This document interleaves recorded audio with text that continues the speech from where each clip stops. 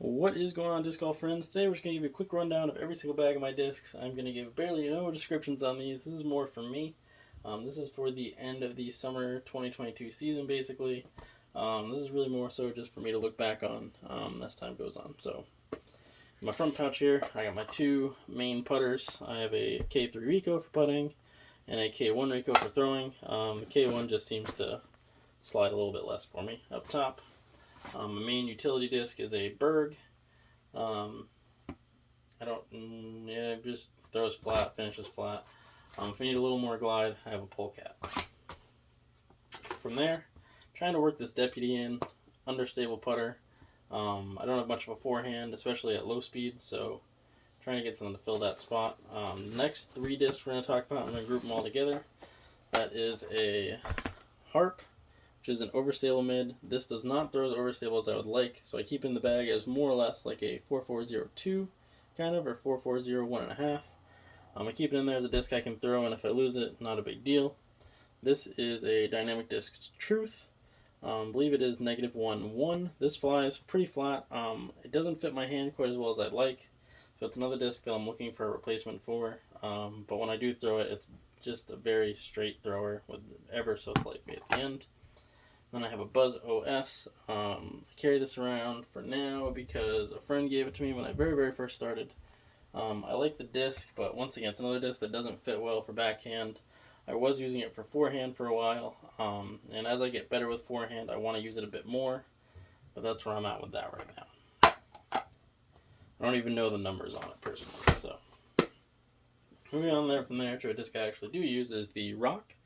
This is a DX Rock. Numbers come in at 4403, but probably flies more closer to 0, 1.5, 0.2. This fits my hand really well for backhands. This flies, basically perfectly straight for me with a little bit of fade at the end. So it's kind of my tunnel shot disc, but only for really tight tunnel shots or for gaps. It's really more of a gap disc, I would say, actually, because I use a different disc for my tunnel shots typically. From there, we move to the Jarn. This is my mid-range forehand disc. I don't like the way it feels really for backhands. Again, I don't know if it's just something about the shape or something. I don't know. I'm trying to get used to it for backhands though, because I do need like a disc I can throw backhands that's actually overstable. I may just replace it with the Rock for backhands, and once I get a different rock, obviously. And this is for my forehands. So forehand mid-range disc. It's 4.5, 303. Keep in mind, these do fly more overstable than 3, probably closer to a 4. People have told me that these are more overstable than the Harp or the Zone. So if you're looking at Jarns, keep that in mind. Then I got the Castblast Svea. The Svea is a unique disc. This is more my tunnel shot disc. As long as the tunnel shot has some room. It's a -1.0, so you can throw it with very slight hyzer, and you know it's going to flip to flat or even a little bit over. But it's not going to continue to turn on you or anything. It's just going to give you ever so slight turn, so you can really make use of all the room in the tunnel shot that's available to you. I do like that disc, personally. I think you need something like that, either that or a Mako 3 once you beat it in a bit is a perfect shot for that kind of stuff.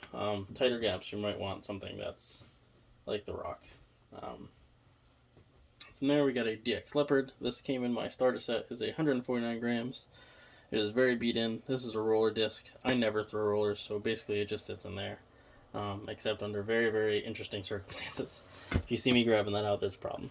My replacement disc for that was a Champ Leopard.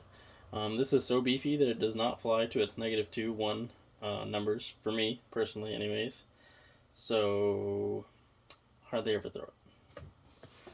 What I do throw a whole lot of, though, is the MVP Relay. Exact same numbers as the Leopard, but the Champ plastic from Innova is typically more overstable, whereas the Relay, for whatever reason, just seems to fly a little bit better for me. Hand feel-wise, it's a little bit better. The Champ plastic's kind of like this really hard, slick plastic, so I like the Relay a little bit better. So this is actually probably my most thrown disc off the tee. Yeah, probably my most thrown disc off the tee. From after that, I got the Latitude 64 Explorer. Some of these still have tape on them. This is a 7502, basically a straight throwing disc for tailwinds, or just windy days in general where I want something that I know is going to go where I throw it. Moving on from there, I have the Stag, slightly more overstable than the Explorer. Windier days might need a Stag. I also like to throw this for higher up hyzer shots, just because it has some extra glide, so I can get a little bit more distance out of it than our last two entries. The last two entries on the list are the Pekka Pekka from RPM, a disc I do like. It doesn't fly quite as close to its numbers, which are 9.5, -3, 1. With a little bit more power, it'll probably fly like that. More or less, I get the same flight out of this as I do the Relay. I get about the same exact flight, so I don't throw it too often. I'm working up to this speed, though, so I keep it in there as kind of a speed check disc. And my last disc is one that everybody should have, which is a Innova Firebird.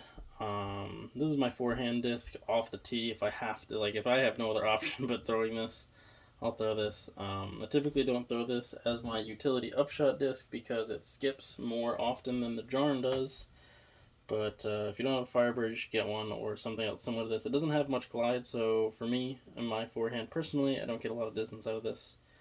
It's probably like 150 feet. It's definitely my farthest flying forehand disc for me personally, but not very far. So anyways, that is everything that's in my bag for discs. That is it for 2022. I hope that you guys all get out this weekend and have a great time, and you throw your best score ever this summer. Post down below what your first disc would be that you would buy if you could only have one disc in your bag. If you lost all of them and you only had enough money to replace one of them, what is the first disc you would buy that is not a putter? That is my only stipulation. Unless it's a throwing putter. If it's a throwing putter, you can pick that. Anyways, have a good one.